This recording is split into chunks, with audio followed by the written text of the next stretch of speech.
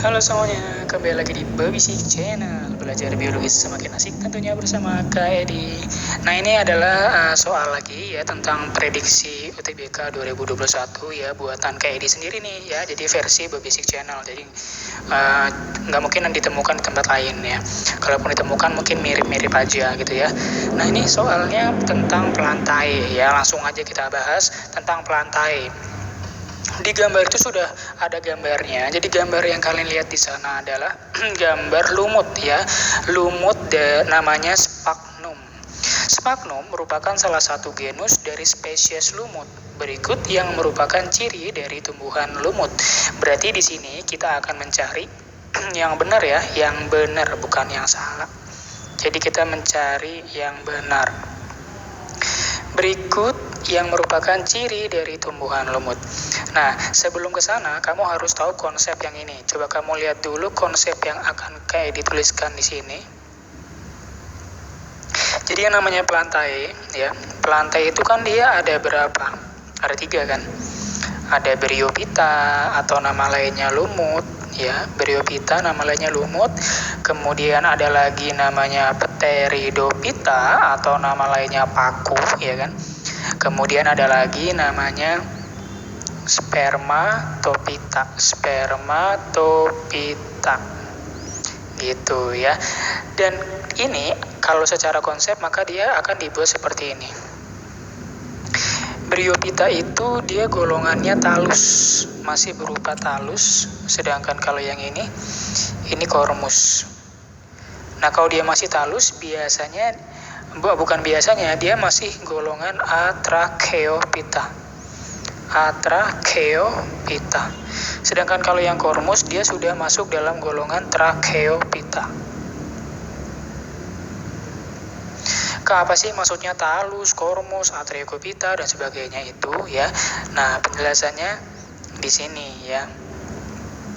Jadi kalau dia talus ya, talus ini artinya adalah belum jelas apanya? Akar, batang, daun, disingkat aja ABD. Jadi ABD-nya belum jelas. Sedangkan kalau kormus ya udah kebalikannya aja. Kalau kormus berarti sudah jelas akar, batang, daunnya. Coba kamu amati lumut deh. Kan masih kayak nggak jelas gitu kan, mana akarnya, mana batangnya, mana daunnya kan. Nah, jadi kalau yang namanya lumut itu dia masih berupa talus, bukan kormus gitu. Dan lumut itu golongannya Atracheophyta. Maksudnya di sini gini. Pita itu tumbuhan. Tracheo itu trakea atau pembuluh angkut. Trakea itu penyusun silem. Sedangkan di sini ada huruf A, maksudnya tidak berpembuluh. Jadi kalau dibilang Atracheophyta maksudnya adalah tumbuhan yang tidak berpembuluh. Ini yang di opsi B ya. Dia tumbuhan tidak berpembuluh gitu ya. Berarti di sini pertanyaannya kan kita mencari ciri yang benar untuk lumut ya. Berarti untuk yang A salah.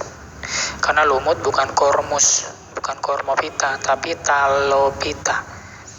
Jadi kalau nama lengkapnya, nama bagusnya itu kormophyta. Kalau di bahasa Indonesia kan bilang aja kormus.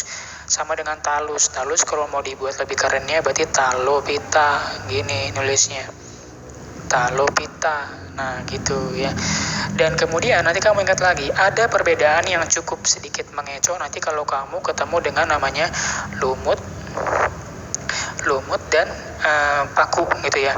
Kalau kamu ketemunya lumut sama paku itu sama-sama punya akar, cuman bentuk akarnya beda. Kalau lumut dia akarnya itu masih berupa rhizoid, sedangkan kalau paku akarnya sudah berupa rizom, akar tinggal atau akar rimpang ya. Di sini ada istilah it ya. Jadi kamu harus juga belajar kalau ketemu dengan ada istilah gitu diingat. It itu menyerupai ya, menyerupai apa? Rhizo itu apa? Akar. Ya, jadi kalau di lumut namanya rhizoid, kalau di paku namanya rhizom. Berarti untuk opsi yang C juga salah.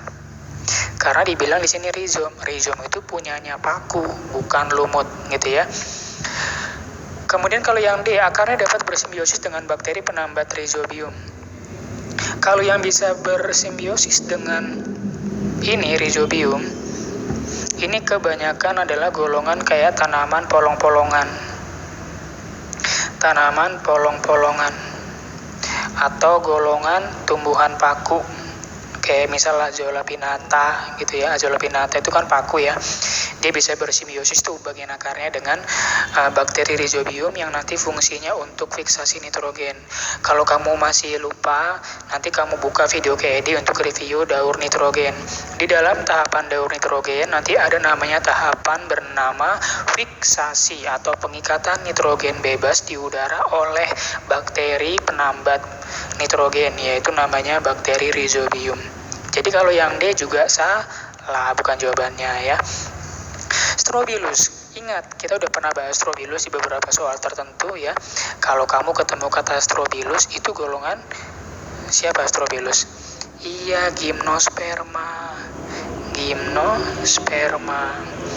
Gimnosperma itu turunan dari spermatopita. Spermatopita kan dibagi dua nanti, angiosperma dan gimnosperma. Nah, gimnosperma itu ciri khasnya adalah belum memiliki bunga sesungguhnya. Bunganya masih berupa struktur bernama strobilus. So, kalau kamu pernah dengar kata strobilus, berarti itu adalah golongan gimnosperma, bukan lumut. Dan ini udah ketemu jawabannya ya. Jawabannya yang Bogor, karena kita ngomongin lumut. Kalau lumut, tadi sini kita udah ketemu kan ya. Lumut, ciri khasnya apa lumut? Ciri khas lumut adalah Atracheophyta. Nih di sini. Gitu ya, ini prediksi UTBK 2021 versi Basic Channel atau buatan KED sendiri ya. Ya mudah-mudahan aja mirip-mirip, jadi kalian sekalian belajar gitu kan ya. Oke, cukup dulu penjelasan dari KED. Bagi kalian yang belum subscribe, silakan subscribe channel ini. Kakak yakin mudah-mudahan bisa membantu kalian untuk persiapan UTBK tahun 2021 mendatang ya. Dan jangan lupa berikan tombol like dan silakan komen di bawah jika masih ada sesuatu yang menyangkut atau masih ngeganjal tentang penjelasan KED tentang soal ini ya. Basic Channel, belajar biologi semakin asik tentunya bersama Kak Eri.